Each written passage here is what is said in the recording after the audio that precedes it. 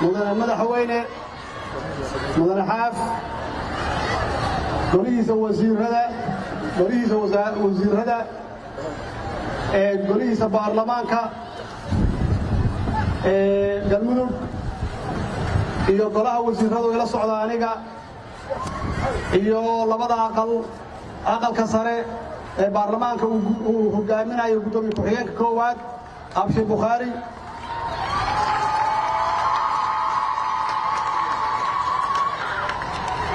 aqalka golaha shacabka ciidamada qalabka sida uu ugu horeeyay taliyaha xoogga dalka Soomaaliyeed salaadiinta halkan joogta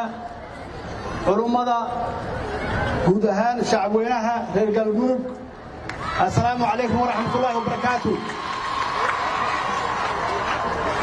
waxaan runtii aad iyo aad idinkaga mahadcelinayaa sida walaaltinimada leh ee qalbiga furan oo diiran oo sharafta weyn aad ku soo dhawaysay aniga iyo wafdigayga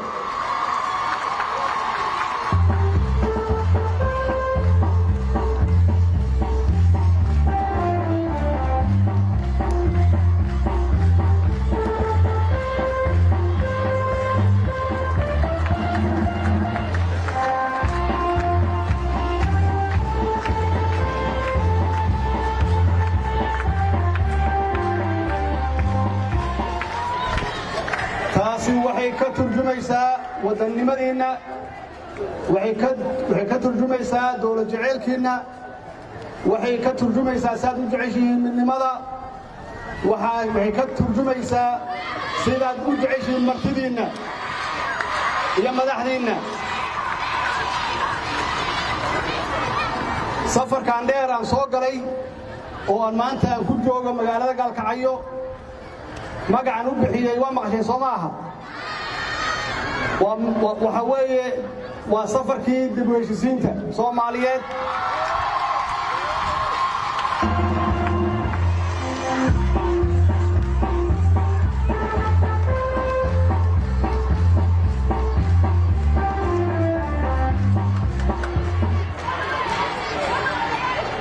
dib u heshiisiinta macnaheedu waxay tahay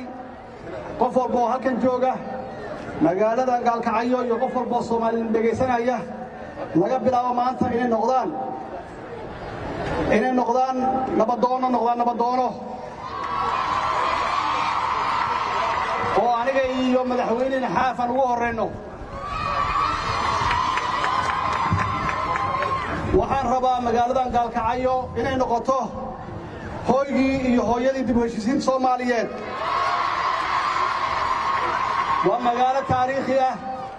waa magaalo magac weyn waa magaalo ay ka bilowdeen halkankii ugu horeeyay ee maxaan ku yiraahdaa xorriyadoonka dadkii ugu firfircoonaa ay ka yimaadeen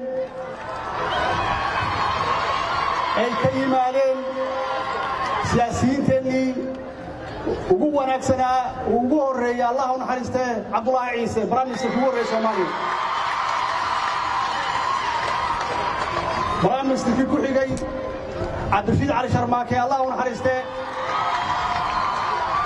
oo kadibna noqday madaxweyne noqday Allah u naxariisto waxay ahaayeen runtii dadkii Soomaaliya midnimadeeda ka shaqeeyay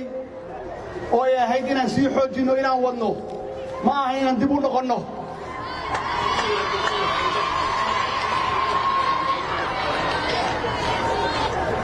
Gaalkacyo nabada waa Soomaaliya nabada ogaada xoolaada iyo dhibaatadu magaaladan waxay u geysatay inaysan kobcin dhaqaale ahaan iyo bulsho ahaan inaysan u kobcin iyadoo weliba aan arkayo magaalo weyn inay tahay magaalada ugu weyn gobolada dhexe inay tahay hadday magaalada nabad noqon lahayd oo aad ka shaqayn lahaydeen nabad ganacsiga iyo dhaqaalihii adduunka ay imaan lahaa magaaladan macnaheedu waxay tahay wixii la soo gudbay waa la soo gudbay wixii hadda ka dambeeya inuusan waqti naga khasaarin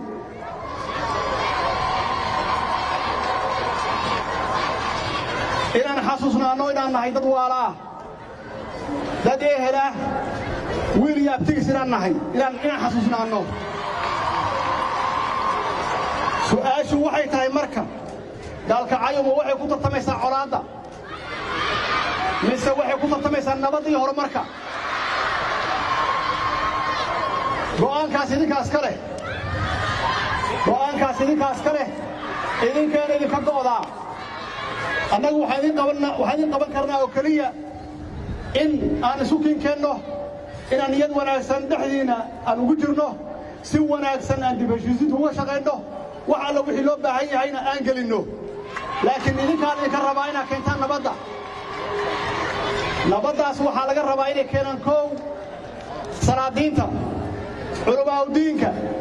iyo madaxda siyaasiyiinta ah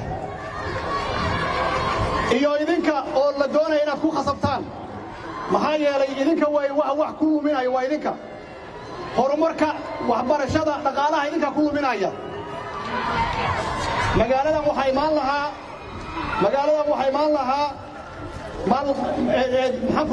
imaan lahaa investment ay imaan lahaa oo shisheeye oo Soomaaliyeedna waa imaan lahaa waxaa loo imaan la'yahay magaaladan ay u ballaaran laadahay waa weyn tahay hadda waxay u sii weynaan laadahay waxa weeye qof walba wuxuu leeyahay meeshaan ama dhibaato ka timaada oo lacagtaada iyo dhaqaalahaaga ku weyda macnaheedu waxay tahay idinkaa ku shaqala markaas idinkaa ku shaqala go'aanka dib u heshiisiinta idinkaas ka leh ee ogaada annaguna waa ballan waa idinkala shaqaynaynaa suu madaxweynaha sheegay waxaa idinkaga maqan nabaddaas waxaa idinkaga maqan horumar baa idinkaga maqan annaga dawlad ahaan waa idin keenaynaa wax alla wixii horumar u baahan tihiin waa idin keenaynaa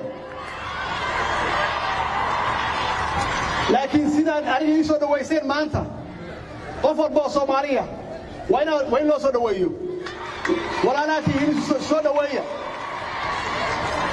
insha Allah waa kala war qaadanaynaa waxaan u nimid halkan dib u heshiisiin taasoo aan ballan qaaday maalintii la doortay aan ballan qaaday gacan ma igu siinaysaan magaalada inay noqoto magaalo nabada oo horumar leh oo mustaqbal fiican leh wasalaamu calaykum waraxmatullaahi wabarakaatuh